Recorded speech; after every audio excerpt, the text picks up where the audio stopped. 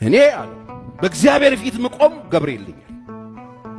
በጊዜው የሚፈጸመውን የአምላኬን የምስራች ይዤልህ መጥቼ ስላላመንክ አለው እስከምትወልድበት ቀን ድረስ ዲዳ ትሆናለህ ብሎ ዚፕ ሲወራል።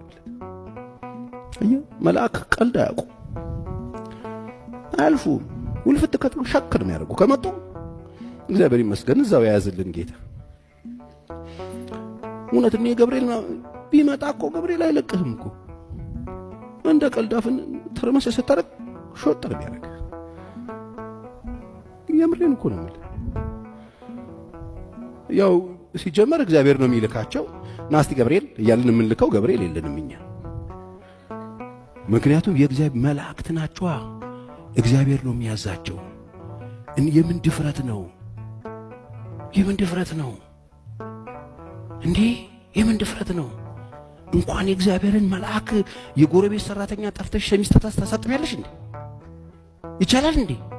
ነይ አንቺ ባጠኑ ነይ ምስል ቀቢ ይባላል እንዴ? ሰው እዛ ግቢ ያለውን እንኳን አንጠራም። እንኳን ይውላችሁ አንዳንድ ሰዎች ንቀት ነው የሚመስላቸው። ነው አክብሮት።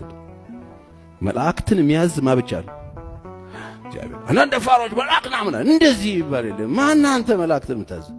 ሲጀመር መጀመሪያ ትንሹ አቦቸር የሚባለው ልጅህን እዘዝ። በስርዓት እሱን ማዘዝ ማትችል እንዴት ነው መልአክ ጋር ዘለ የምትሄደው?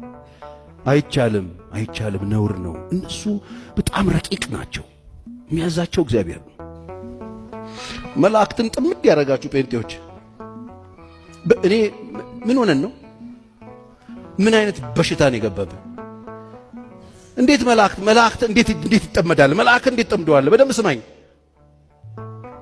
የምድር ኑሮ ተጠናቆ ሲያልቅ ሰማይ ታያቸዋል አሉ።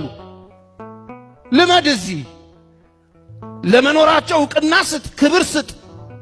ለምን ካልከኝ አሉ እዛ ሰማይ ምንድነው የምናየው ካልከኝ ብዙ መላእክ እናያለን። ብዙ የእግዚአብሔር መልአክ አገልጋዮች መጽሐፍ ቅዱስ 1000 ጊዜ 1000 ያገለግሉት ነበር። እልፍ አእላፍ ደግሞ ቆመው ነበር ይላል።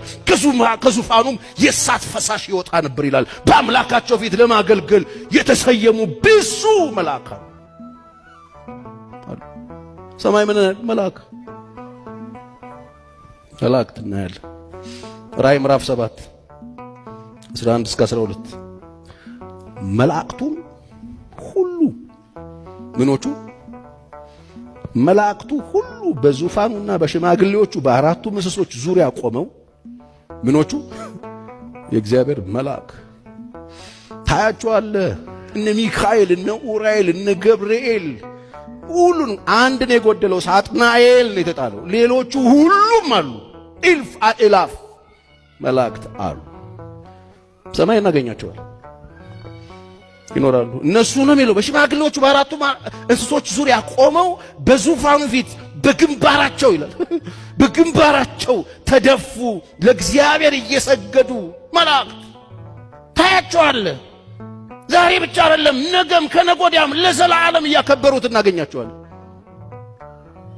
እየሰገዱለት እየሰገዱ በግንባራቸው ተደፉ ለእግዚአብሔር እየሰገዱ አሜን፣ በረከት፣ ክብር፣ ጥበብ፣ ምስጋናም፣ ውዳሴም፣ ኃይልም፣ ብርታትም እስከ ዘላለም ድረስ ለአምላካችን ይሁን አሉ ይላል አሉ። ክብር የሚገባው እሱ ነው ሲሉ እናገኛቸዋለን። በረከት የሚገባው እሱ ነው ሲሉ እናገኛቸዋለን። ኃይል የሚገባው እሱ ነው ሲሉ እናገኛቸዋለን። ምኖችን በሉ የተለከፋችሁ ሰዎች፣ መላእክት የጠመዳችሁ ሰዎች ምን አይነት ክርስትና ነው የደረሳችሁ? እነዚህ ነው።